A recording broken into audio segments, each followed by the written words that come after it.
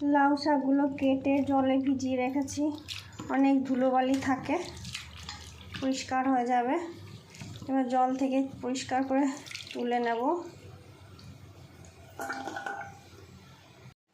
এই লাউ শাকগুলো দিয়ে সর্ষে দিয়ে চচ্চড়ি করব, দারুণ লাগে সর্ষে বাটা দিয়ে।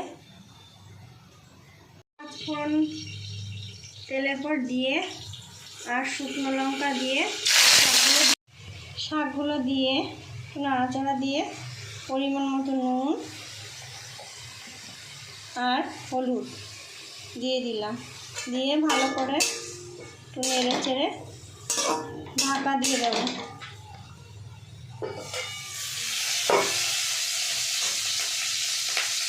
হলুদ, সরষে আর কালো সরষে, নুন আর লঙ্কা দিয়ে বেটে নিলাম। নুন লঙ্কা দিলে তিতো লাগে না, তিতকুটেটা কমে যায়। সেঁকে নিয়েছি, কারণ এই খোসাগুলো থাকলে বেশি গ্যাস হয়। এবার এই পাতলা জলটা দিয়ে দেবো।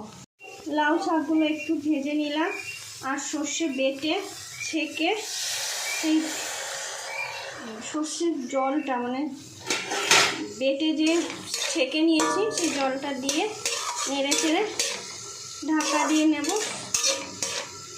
একটু শুকনো শুকনো রান্না করব। হয়ে গেছে, এবার নামিয়ে নেব। এই সর্ষে দিয়ে লাউ শাকের চচ্চড়ি তোমাদের যদি ভালো লেগে থাকে তাহলে লাইক করবে, বাড়িতে করে খাবে এইভাবে, আর কমেন্টে জানাবে কেমন হয়েছে, আর একটু শেয়ার করে দেবে।